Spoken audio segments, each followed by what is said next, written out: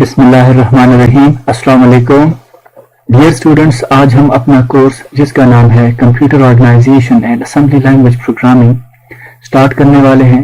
Students, इस course में हमारे पास दो फ्लेवर्स हैं, एक है कंप्यूटर ऑर्गेनाइजेशन और दूसरा है असेंबली लैंग्वेज प्रोग्रामिंग। सो पहले हम कंप्यूटर ऑर्गेनाइजेशन वाले पार्ट को एक्सप्लोर करेंगे, इसको पढ़ेंगे, समझेंगे और उसके बाद फिर हम जो दूसरा पार्ट है इस कोर्स का असेंबली लैंग्वेज प्रोग्रामिंग, वो उस पर हम जंप कर जाएंगे। जहां तक बुक्स की बात है तो कंप्यूटर ऑर्गेनाइजेशन के लिए हम विलियम स्टैलिंग्स की एक बुक है, computer organisation and architecture designing for performance. 8th edition है मेरे पास, इंटरनेट पे 7th, 8th, 9th different addition में ये बुक अवेलेबल है। आप इसको सर्च करके इसको इजीली डाउनलोड कर सकते हो। जो हमारा असेंबली लैंग्वेज प्रोग्रामिंग का जो पार्ट है, इसको हम इरविन की इस बुक से हम कवर करेंगे, assembly language for x86 processors 6th edition. जहां तक बात है प्रोग्राम्स को रन करने के लिए एमुलेटर की या IDE की, तो दो ऑप्शन है हमारे पास, एक है EMU 8086 और दूसरा है DOSBox। ठीक है, तो ये उनके मैं आपको स्क्रीनशॉट्स में आपके साथ शेयर कर रहा हूँ, कुछ इस तरह के वो दिखते हैं। ठीक है, जब हम इंशाल्लाह प्रोग्रामिंग स्टार्ट करेंगे तो ये इमुलेटर्स कैसे रन होते हैं, कैसे इंस्टॉल होते हैं, कैसे हम कोड लिखते हैं, कैसे इमुलेट करते हैं, तो सारा प्रोसीजर इंशाल्लाह मैं आपको समझाऊंगा। सो आज हम अपना लेक्चर स्टार्ट करते हैं। आज के लेक्चर में हम functional units of computer system पढ़ते हैं और ये फंक्शनल यूनिट्स आपस में किस तरह से कनेक्ट होते हैं और इन फंक्शनल यूनिट्स के बीच में डेटा कैसे फ्लो होता है, आज हम वो पढ़ते हैं। सो टोटल हमारे पास 4 फंक्शनल यूनिट्स हैं। एक है input output unit, memory unit, control unit और लास्ट वन है central processing unit. Functional units को हम डिफाइन इस तरह कर सकते हैं कि classification of hardware with respect to the function they perform. मैं आपको मिसाल देता हूं। देखें, किसी भी कंप्यूटर सिस्टम में एक वक्त में डिफरेंट आपके पास IO डिवाइसेस होते हैं। For example keyboard, mouse, scanner, printer, LCD, LED, mic, barcode, different आपके पास IO डिवाइसेस होते हैं। हर एक डिवाइस का अपना अलग इंस्टेंस होता है, लेकिन इन सारे डिवाइस का जो लॉजिकल पर्पस है, जो फंक्शन है, वो चूंकि सेम है, कंप्यूटर को डेटा या इनपुट करते हैं या आउटपुट करते हैं, तो इसी वजह से इन सारे डिवाइसेस को हम क्या करते हैं, एक ही यूनिट में क्लासिफाई करते हैं। सिमिलरली कंप्यूटर सिस्टम में बहुत सारे मेमोरीज लगे होते हैं, डिफरेंट हार्डवेयर लगे होते हैं, रैम होता है, रोम होता है, कैश मेमोरी होती है, रजिस्टर्स होते हैं। ठीक है, सो इन सारे मेमोरी के हार्डवेयर का अपना अलग इंस्टेंस होता है, लेकिन इनका प्राइमरी जो पर्पस है वो सबका सेम है, डेटा को स्टोर करते हैं। तो इन सारे डिवाइसेस को हम एक ही यूनिट में, मेमोरी यूनिट में क्लासिफाई करते हैं। सिमिलरली एक आपका कंट्रोल यूनिट होता है। कंप्यूटर सिस्टम में डेटा डिफरेंट लेवल्स पे कंट्रोल होता है, मॉनिटर होता है, ठीक है, गवर्न होता है, और इसी वजह से एक कंट्रोल यूनिट भी आपका एक मेजर फंक्शनल यूनिट है। सिमिलरली सेंट्रल प्रोसेसिंग यूनिट आपका 4th यूनिट है, जो कि मेजर यूनिट है, जो आपके पास प्रोसेसिंग करता है डेटा को फाइनली। ये आपके पास ब्लॉक डायग्राम है, ये इनपुट यूनिट है, ये आपके पास आउटपुट यूनिट है। जो इनपुट डिवाइसेस होते हैं वो इनपुट यूनिट के साथ कनेक्टेड होते हैं, आउटपुट यूनिट के साथ आउटपुट डिवाइसेस कनेक्ट होते हैं। ये सेंट्रल प्रोसेसिंग यूनिट है और ये मेमोरी यूनिट है, और ये सारे फंक्शनल यूनिट आपस में सिस्टम बस के थ्रू कनेक्टेड हैं। या आप कह सकते हो कि ये सारे डिवाइसेस जो हैं ये इसी सिस्टम बस के थ्रू अपने डेटा को एक्सचेंज करते हैं। यहाँ पे अगर आप देखो तो मैं किसी ब्लॉक के थ्रू कंट्रोल यूनिट को रिप्रेजेंट नहीं कर रहा हूँ। स्टूडेंट्स, ऐसा नहीं होता कि कंप्यूटर सिस्टम में एक ही पीस ऑफ हार्डवेयर होता है, या आप कहते हो कि एक ही ब्लॉक ऑफ कोई सर्किटरी होती है जो कि आपके पूरे एंटायर कंप्यूटर सिस्टम को कंट्रोल करता है। ऐसा नहीं होता। जो कंट्रोल होता है डेटा का वो हर यूनिट लेवल पे होता है। For example input unit level पे अपना कंट्रोल यूनिट होता है, आउटपुट यूनिट पे अपना कंट्रोल यूनिट होता है, सेंट्रल प्रोसेसिंग यूनिट का अपना कंट्रोल यूनिट होता है, सिमिलरली मेमोरी यूनिट का अपना कंट्रोल यूनिट होता है। ठीक है, सो हर यूनिट लेवल पे डेटा कंट्रोल होता है। Alright, device controllers. देखें, जब भी कोई इनपुट डिवाइस डेटा जनरेट करता है तो वो डेटा इनिशियली उस डिवाइस के कंट्रोलर से इनिशियली थोड़ा सा प्रोसेस होता है। वो प्रोसेसिंग क्या होती है वो भी हम इंशाल्लाह इसी लेक्चर के नेक्स्ट वीडियो क्लिप में हम पढ़ेंगे। ठीक है। सो आज अभी फिलहाल एट द मोमेंट आप ये समझ लो कि जब भी डेटा इनिशियली जनरेट होता है किसी भी इनपुट डिवाइस से, तो वो डेटा इनिशियली उस डिवाइस के डिवाइस कंट्रोलर से प्रोसेस होता है, ठीक है। फिर उसके पास जाता है सेंट्रल प्रोसेसिंग यूनिट के पास, उसको वो प्रोसेस करता है, और प्रोसेस करने के बाद जब वो डेटा किसी आउटपुट डिवाइस के थ्रू यूजर को आउटपुट होता है, तो आउटपुट होने से पहले उस डिवाइस का जो डिवाइस कंट्रोलर होता है वो उसको क्या करता है, थोड़ा सा प्रोसेस करके फिर जाके आउटपुट डिवाइस को मिलता है। अब यहाँ पर एक सवाल पैदा होता है कि क्या जब डेटा इनपुट डिवाइस से जनरेट होके वो डायरेक्ट जाता है सेंट्रल प्रोसेसिंग यूनिट के पास, और फिर जब सेंट्रल प्रोसेसिंग यूनिट उस डेटा को प्रोसेस कर लेता है, तो प्रोसेस होने के बाद भी वो डेटा डायरेक्ट जाता है आउटपुट यूनिट को, और वहां पे आउटपुट डिवाइसेस उसको प्रिंट कर लेते हैं, आउटपुट कर लेते हैं। So answer is no. ऐसा नहीं होता कि आईओ यूनिट और सीपीयू यूनिट के बीच में डायरेक्ट कम्युनिकेशन होती है, ठीक है। इसके रीजंस हैं कि किन बेसिस पे हम आईओ यूनिट और सेंट्रल प्रोसेसिंग यूनिट के बीच में हम डायरेक्ट कम्युनिकेशन नहीं करवाते हैं या पॉसिबल नहीं है। वो रीजंस हम इसी लेक्चर में इंशाल्लाह एक्सप्लोर करेंगे। सो होता क्या है कि डेटा आपका डिवाइस कंट्रोलर से जाता है पहले मेमोरी यूनिट में, मेमोरी यूनिट से फिर जाता है सेंट्रल प्रोसेसिंग यूनिट को। जब डेटा आपका प्रोसेस हो जाता है उसके बाद जाता है फिर वापस मेमोरी यूनिट में, और फिर मेमोरी यूनिट से वो डेटा फिर आपके आउटपुट यूनिट में जाके आउटपुट डिवाइसेस उस डेटा को आउटपुट कर देते हैं। अब हम वो रीजंस पढ़ते हैं कि किन रीजंस की बेस पे हम आईओ यूनिट और सीपीयू के बीच में डायरेक्ट कम्युनिकेशन नहीं करवाते। सो रीजन नंबर 1, स्टूडेंट्स एक वक्त में कंप्यूटर में डिफरेंट आईओ डिवाइसेस लगे होते हैं, ठीक है।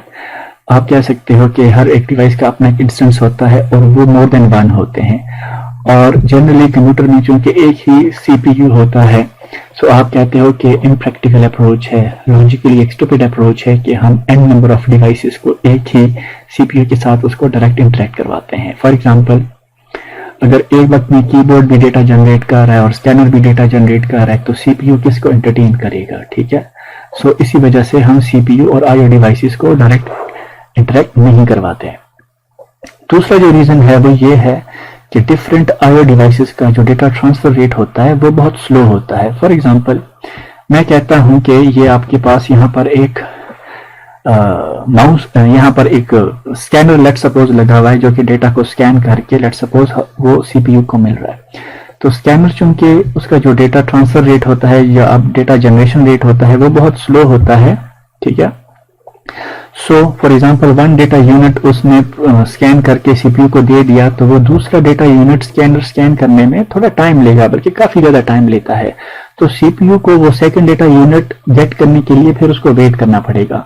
सो सीपीयू को हम वेट में नहीं डाल सकते, आइडल उसको नहीं रख सकते, इसी वजह से हम सीपीयू और आईओ डिवाइसेस के बीच में डायरेक्ट कम्युनिकेशन नहीं करवाते।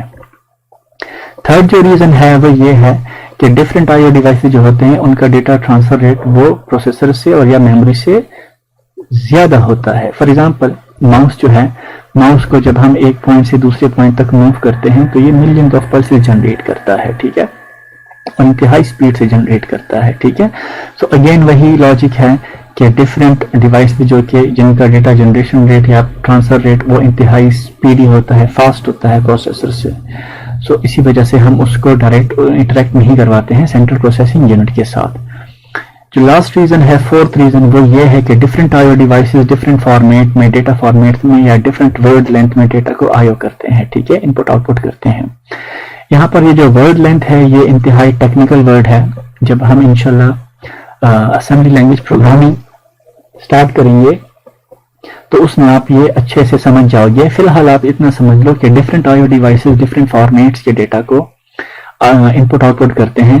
तो इसी वजह से हम सेंट्रल प्रोसेसिंग यूनिट को इन डिफरेंट फॉर्मेट्स वाले आईओ डिवाइसेस के साथ इंटरेक्ट नहीं करवाते हैं।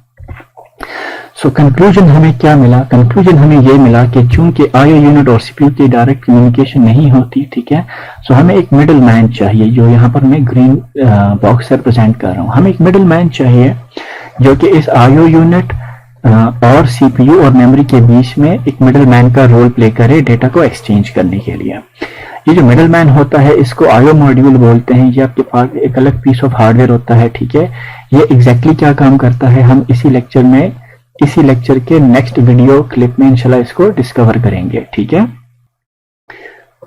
सो यहाँ पे आप देख सकते हैं कि जो डिवाइस कंट्रोलर है उसका एक इंटरफेस जो होता है, एक फेस जो होता है वो टुवर्ड द यूजर होता है, क्योंकि यहाँ पर यूजर बैठा होता है जो कि डिवाइस के थ्रू डेटा को जनरेट करता है, और डिवाइस कंट्रोलर का जो दूसरा इंटरफेस होता है वो टुवर्ड्स द आईओ मॉड्यूल होता है, ठीक है।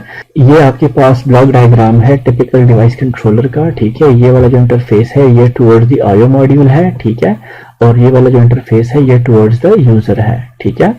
टुवर्ड्स द आईओ मॉड्यूल जो इंटरफेस है वो आप देख सकते हो कि आईओ मॉड्यूल से किसी भी डिवाइस कंट्रोलर को आ रहा होता है, एक स्टेटस सिग्नल आ रहा होता है, एक कंट्रोल सिग्नल आ रहा होता है, ठीक है। और जो यूजर की तरफ जो इंटरफेस है वो क्या है, वो डेटा का है, जो कि यूजर या तो डेटा इनपुट डिवाइस है तो वो डेटा इनपुट करेगा, एरो की डायरेक्शन ये हो जाएगी, और अगर वो कोई आउटपुट डिवाइस का डिवाइस कंट्रोलर है तो फिर वो आउटपुट डिवाइस यूजर को डेटा आउटपुट करेगा, और फिर एरो की डायरेक्शन ये हो जाएगी, ठीक है। आप माउस के कर्सर को आप देखते जाएं। सो सबसे पहले हम देखते हैं status signal to IO module. देखें, जब भी सीपीयू किसी प्रोग्राम को रन करता है और उसको प्रोग्राम को रन करते वक्त किसी आईओ डिवाइस के सर्विस की जरूरत पड़ती है तो वो क्या करता है, वो आईओ मॉड्यूल को एक कमांड इशू करता है एक पर्टिकुलर आईओ डिवाइस के लिए, ठीक है। तो आईओ डिवाइस जब सीपीयू से कॉरेस्पॉन्डिंग कमांड वो गेट कर लेता है तो वो अपने साथ चेक करता है कि जिस पर्टिकुलर आईओ डिवाइस के साथ के लिए ये सर्विस है वो स्टेटस उसका क्या है, वो फ्री है, वो बिजी है, वो वेटिंग स्टेट में है कि नहीं। फॉर एग्जांपल कोई प्रिंटर है जो इस वक्त प्रिंटिंग कर रहा है और ये उस प्रिंटर का डिवाइस कंट्रोलर है, और इस दौरान एक दूसरी सर्विस आ गई प्रिंटर के लिए, ठीक है। तो आईओ मॉड्यूल क्या करेगा, इस वक्त चूंकि प्रिंटर आपका एक डॉक्यूमेंट को प्रिंट कर रहा है तो इस वक्त आपका डॉक्यूमेंट जो प्रिंटर है वो बिजी स्टेट में है, तो आपका बिजी स्टेटस रिटर्न हो जाएगा सीपीयू को, ठीक है। सो इन सिंपल वर्ड्स ये वाला जो इंटरफेस है ये टुवर्ड द आईओ मॉड्यूल है। तो आईओ मॉड्यूल इस लाइन के थ्रू आप कह सकते हो कि किसी भी डिवाइस का जो स्टेटस होता है वो इंक्वायर करके रिटर्न करता है सीपीयू को। जो दूसरा है वो है control signal from IO. Status return करने के बाद फॉर एग्जांपल स्टेटस अगर आपका फ्री है, अवेलेबल है, तो फिर सीपीयू क्या करता है, आईओ मॉड्यूल को कंट्रोल इंफॉर्मेशन सेंड करता है उस पर्टिकुलर आईओ डिवाइस के लिए कि मुझे इस पर्टिकुलर आईओ डिवाइस से डेटा को या रीड करके दो या राइट करके दो, या अगर कोई ये मेमोरी का कंट्रोलर है तो फिर आप कह सकते हो कि कोई डेटा सेक्टर जो है वो आप रीड करने का कमांड है, राइट। सो स्कैन करने का कमांड है, सॉरी। सो इस लाइन के थ्रू डिवाइस कंट्रोलर को जो कंट्रोल इंफॉर्मेशन आती है सीपीयू की तरफ से वो आईओ मॉड्यूल क्या करता है, फॉरवर्ड करता है, ठीक है। फॉर एग्जांपल अगर ये कोई इनपुट डिवाइस है तो फिर इसके लिए रीड का कमांड होगा, ठीक है, और अगर ये किसी आउटपुट डिवाइस का डिवाइस कंट्रोलर है तो फिर ये यहाँ से राइट का कमांड क्या करेगा, आईओ मॉड्यूल डिवाइस कंट्रोलर को इशू करेगा, ठीक है। थर्ड जो है वो है कंट्रोल लॉजिक। कंट्रोल लॉजिक जो है आप कह सकते हो कि एक छोटा सा कंट्रोलर है, एक मैनेजर है इस डिवाइस कंट्रोलर का। कैसे, वो आपके इस डिवाइस कंट्रोल में जितने भी कंपोनेंट्स लगे हुए हैं उसको क्या कर रहा है, मैनेज कर रहा है, ठीक है। फॉर एग्जांपल आईओ मॉड्यूल को स्टेटस रिटर्न कर रहा है, ठीक है, तो स्टेटस के सिग्नल को इंटरप्रेट करना और इंक्वायर करना और वापस आईओ मॉड्यूल को रिटर्न करना। सिमिलरली जो कंट्रोल इंफॉर्मेशन आ रही है आईओ मॉड्यूल से उसको गेट करना, उसको डिकोड करना, उसको इंटरप्रेट करना और फिर उस लिहाज से जो बाकी कंपोनेंट्स हैं उनको इन्वोक करना, ये सारा काम जो होता है इस कंट्रोल लॉजिक पार्ट का होता है। थर्ड जो है वो है ट्रांसड्यूसर। देखें, जब भी कोई आईओ डिवाइस जो होता है वो डायरेक्ट फॉर एग्जांपल मैं कहता हूं कि ये कोई आईओ इनपुट डिवाइस का डिवाइस कंट्रोलर है, तो जब भी हम किसी इनपुट डिवाइस से डेटा को इनपुट करते हैं तो वो सिस्टम अंडरस्टैंडेबल फॉर्म में नहीं होता है। मैं आपको बहुत सिंपल वर्ड्स में बता रहा हूँ, ठीक है, नॉन टेक्निकल वर्ड्स में, ताकि आप वो सेंस आप गेट कर सको इनिशियली। सो सबसे पहले चूंकि जो डेटा आपका सिस्टम अंडरस्टैंडेबल फॉर्म में नहीं होता है तो एक कंपोनेंट होता है डिवाइस कंट्रोलर के अंदर जिसका नाम होता है ट्रांसड्यूसर। तो ट्रांसड्यूसर उस डेटा को क्या करता है जो कि आ रहा है इस लाइन से यूजर से, उसको कन्वर्ट करता है सिस्टम अंडरस्टैंडेबल फॉर्म में, ठीक है। और जब वो सिस्टम अंडरस्टैंडेबल फॉर्म में कन्वर्ट हो जाता है उसके बाद वो अवेलेबल होता है आईओ मॉड्यूल को वो फॉरवर्ड होता है, ठीक है, और वो फिर उसको बाद में सीपीयू और मेमोरी के साथ आईओ मॉड्यूल उसको शेयर करता है, ठीक है। सो इन सिंपल वर्ड्स, ट्रांसड्यूसर जो होता है डेटा को सिस्टम अंडरस्टैंडेबल फॉर्म में कन्वर्ट करता है। और on the other hand, for example ये किसी किसी आउटपुट डिवाइस का डिवाइस कंट्रोलर है, तो फिर ये डेटा को यूजर को आउटपुट करेगा। तो फिर इस वक्त जो डेटा होगा वो आपका सिस्टम अंडरस्टैंडेबल फॉर्म में होगा। तो जब वो यूजर को रिटर्न होगा तो वो फिर यूजर को यूजर अंडरस्टैंडेबल फॉर्म में डेटा को कन्वर्ट करके देता है, ठीक है। सो बोथ वेज आप इस ट्रांसड्यूसर के फंक्शन को आप समझ सकते हो। थर्ड जो है वो है बफर। जिस तरह हमने प्रीवियस क्लिप में पढ़ा था कि कुछ डिवाइसेस होते हैं जिनका जो डेटा जनरेशन रेट या ट्रांसफर रेट जो होता है वो डिफरेंट होता है, ठीक है।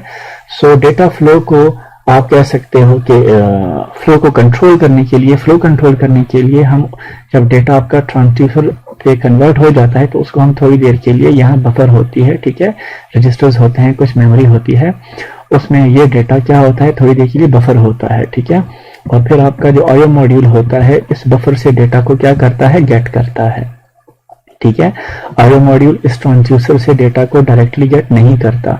जब ट्रांसड्यूसर अपना काम खत्म कर लेता है, सारा डेटा ट्रांसफॉर्म कर लेता है मशीन अंडरस्टैंडेबल फॉर्म में, तो वो फिर इस बफर में स्टोर हो जाता है और फिर आईओ मॉड्यूल आपका वन गो में आप कह सकते हो कि इस बफर से डेटा को गेट करता है। सो ये सारी चीजें पढ़ने के बाद हम अगर समराइज करें तो सबसे पहले डेटा क्या होता है, डिवाइस कंट्रोलर उसको हैंडल करता है, डिवाइस कंट्रोलर से वो डेटा फिर अवेलेबल होता है आईओ मॉड्यूल को, ठीक है। अभी तक हमने सिर्फ इस डिवाइस कंट्रोलर के रोल को हमने एक्सप्लोर किया है। इंशाल्लाह नेक्स्ट वीडियो क्लिप में हम आईओ मॉड्यूल के रोल को एक्सप्लोर करेंगे, ठीक है। सो पहले डेटा आपके डिवाइस कंट्रोलर से प्रोसेस होके आईओ मॉड्यूल को ट्रांसफर होता है और फिर आईओ मॉड्यूल वो डेटा सिस्टम बस के थ्रू मेमोरी और सीपीयू के साथ शेयर करता है। सो आज के लेक्चर में हम डिस्कस करेंगे सिस्टम बस को, आईओ मॉड्यूल क्या होता है, आईओ मॉड्यूल के फंक्शंस क्या होते हैं और आईओ मॉड्यूल का स्ट्रक्चर क्या होता है, हम ब्लॉक डायग्राम की फॉर्म में देखेंगे। सो सबसे पहले हम पढ़ते हैं सिस्टम बस।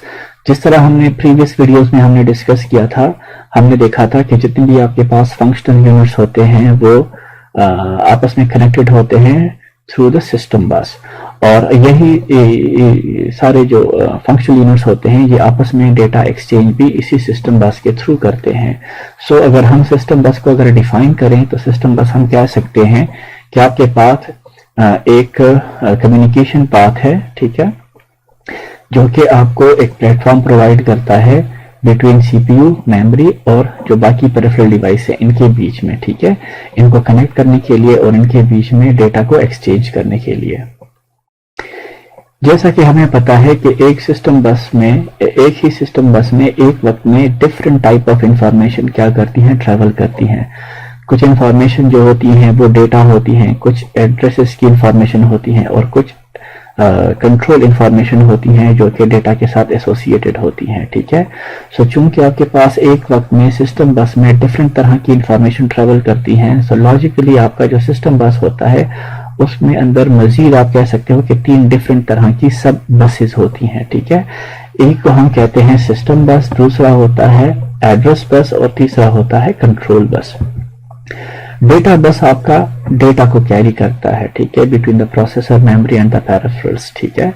एड्रेस बस जो होता है वो आपके एड्रेसेस को कैरी करता है। फॉर एग्जांपल अगर सीपीयू आईओ मॉड्यूल को किसी पर्टिकुलर आईओ डिवाइस की सर्विस चाहिए सीपीयू को, तो सीपीयू उस पर्टिकुलर आईओ डिवाइस का जो एड्रेस होगा वो आईओ मॉड्यूल के साथ थ्रू एड्रेस बस शेयर करेगा। सिमिलरली जो कंट्रोल इंफॉर्मेशन होंगी, रीड वाली या राइट वाली या किसी मेमोरी के सेक्टर को स्कैन करने वाली या जो भी कंट्रोल एंड टाइमिंग की जो इंस्ट्रक्शंस होंगी, जो कमांड्स होंगे, वो शेयर होते हैं थ्रू द कंट्रोल बस।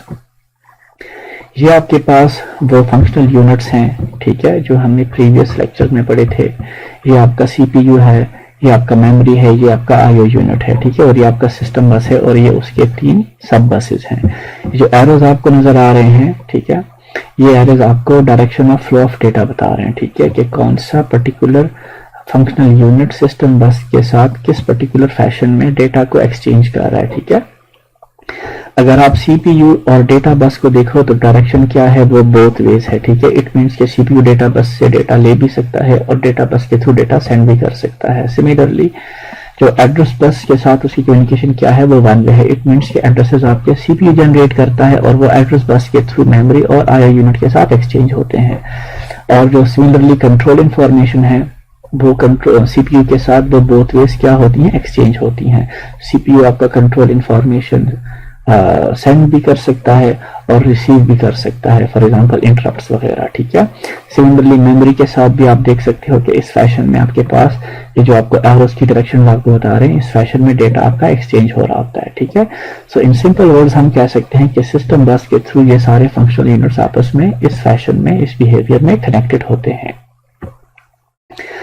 ये समरी हमने लास्ट लेक्चर में भी पढ़ी थी कि डेटा आपका इनिशियली डिवाइस कंट्रोलर को हैंडल करता है। डिवाइस कंट्रोलर का रोल हमने पढ़ लिया था। आज हम आईओ मॉड्यूल के रोल को एक्सप्लोर करेंगे और इस सिस्टम बस के थ्रू ये डेटा इन यूनिट्स के बीच में कैसे एक्सचेंज होता है, आज हम डिस्कस करेंगे। आईओ मॉड्यूल हमने पढ़ा था कि एक पीस ऑफ हार्डवेयर होता है जिसका प्राइमरी पर्पस जो होता है वो सीपीयू और मेमोरी और आईओ यूनिट के बीच में डेटा को एक्सचेंज करवाना होता है, क्योंकि हमने रीजंस पढ़े थे कि आईओ यूनिट सीपीयू और मेमोरी के बीच में डायरेक्ट कम्युनिकेशन क्यों नहीं होती, ठीक है। हमें एक मिडलमैन की चाहिए था कि जो कि आईओ यूनिट सीपीयू और जो मेमोरी है उसके बीच में डेटा को एक्सचेंज करवा सके, ठीक है। इन सिंपल वर्ड्स आईओ क्या है, आईओ मॉड्यूल आपके पास एक मिडलमैन है जो कि आईओ यूनिट और जो rest of the computer architecture है उसके साथ डेटा को एक्सचेंज करवाता है। अगर हम फंक्शंस ऑफ आईओ मॉड्यूल्स देखें तो आईओ मॉड्यूल्स के 5 बेसिक फंक्शंस हैं। Number 1 control and timing. सबसे पहले आईओ मॉड्यूल ये डिसाइड करता है कि कितना अमाउंट ऑफ डेटा रीड करना है या राइट करना है, ठीक है। या आप कह सकते हो कि कब डेटा की ट्रांसफर रीडिंग या राइटिंग स्टार्ट करनी है, कब आपके डेटा का जो रीडिंग या राइटिंग है वो स्टॉप करना है, या कौन से पर्टिकुलर आईओ डिवाइस को इन्वोक करना है, कब नहीं करना वगैरह। ये सारी कंट्रोल एंड टाइमिंग के फंक्शन जो हैं ये आपका आईओ मॉड्यूल परफॉर्म करता है। दूसरा है डेटा बफरिंग। हमने एक बफर पढ़ा था डिवाइस कंट्रोलर में, ठीक है। जब ट्रांसड्यूसर आपका डेटा को जनरेट करके उसको कन्वर्ट करता था मशीन अंडरस्टैंडेबल फॉर्म में, तो उसके बाद आईओ मॉड्यूल को डायरेक्ट वो कम्युनिकेट नहीं होता था, थोड़ी देर के लिए वो आपका डिवाइस कंट्रोलर में भी बफर होता था। सिमिलरली जब आईओ मॉड्यूल आपके डिवाइस कंट्रोलर से डेटा को ले लेता है तो वो उसको आगे फॉरवर्ड करने से पहले, सीपीयू को और मेमोरी को आगे फॉरवर्ड करने से पहले वो थोड़ी देर के लिए अपने अंदर भी उसको क्या करता है, स्टोर करता है। कुछ स्पेशल डेटा रजिस्टर्स होते हैं जहां पर आपका वो डेटा क्या होता है, स्टोर होता है, ठीक है। और ये क्यों होता है, फ्लो कंट्रोल को कैरी आउट करने के लिए, ठीक है। थर्ड जो रोल है वो है एरर डिटेक्शन का।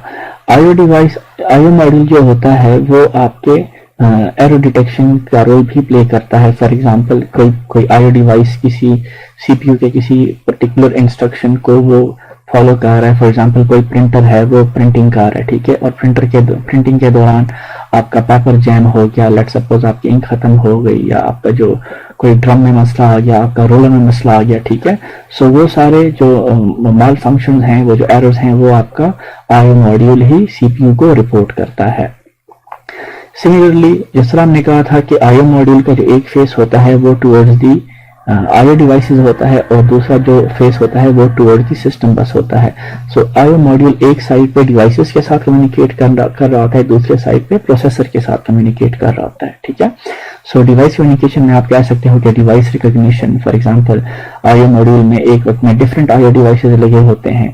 किस पर्टिकुलर आईओ डिवाइस के लिए सर्विस है तो उस डिवाइस को रिकॉग्नाइज करना, उस डिवाइस का स्टेटस इंक्वायर करना और रिटर्न करना सीपीयू को, और बाद में जो रीडिंग है और राइटिंग ऑफ डेटा उस डिवाइस के लिए जो कमांड्स आई हैं सीपीयू से उसको रिकॉग्नाइज करना या उसको इंटरप्रेट करना। जो प्रोसेसर के साथ कम्युनिकेशन है आप कह सकते हो कि इन टर्म्स में होती हैं, जो ABCD आपको नजर आ रहे हैं बुलेट्स। पहला क्या है, command decoding. CPU actually IO module के साथ कांटेक्ट में होता है, कम्युनिकेशन होती है उसकी। अगर कोई कमांड उसने इशू करना होता है तो वो आईओ मॉड्यूल को करना होता है, ठीक है। आपका आईओ मॉड्यूल ही उस कमांड को डिकोड करता है। फॉर एग्जांपल वो ही अंडरस्टैंड करता है कि सीपीयू की तरफ से रीड की इंस्ट्रक्शन आई है या राइट की इंस्ट्रक्शन आई है, या किसी मेमोरी सेक्टर को स्कैन या सीक करने की इंस्ट्रक्शन आई है। सिमिलरली दूसरा हमने कहा था कि वो पर्टिकुलर आईओ डिवाइस के स्टेटस को रिटर्न करता है, ठीक है, कि वो फ्री है या बिजी है या किस स्टेट में है। तो आईओ मॉड्यूल पहले डिवाइस से उसका स्टेटस इंक्वायर करके सीपीयू को उसका स्टेटस रिटर्न करता है। नेक्स्ट जो है वो डेटा एक्सचेंज है, जो कि मेन हमारा काम है, ठीक है। तो आईओ मॉड्यूल पहले आईओ डिवाइस के डिवाइस कंट्रोलर से डेटा को फैच करके उसको फिर आगे फॉरवर्ड करता है ओवर द डेटा बस, ठीक है। और लास्ट में है एड्रेस रिकॉग्निशन। जब भी किसी पर्टिकुलर आईओ डिवाइस के लिए सीपीयू को सर्विस चाहिए होती है, तो वो उस आईओ डिवाइस का एड्रेस आईओ मॉड्यूल के साथ शेयर करता है। तो फिर ये आईओ मॉड्यूल का काम है कि वो उस एड्रेस को डिकोड करके रिकॉग्नाइज करे कि मेरे साथ जो आईओ डिवाइसेस लगे हुए हैं ये किस पर्टिकुलर आईओ डिवाइस के लिए ये सर्विस है।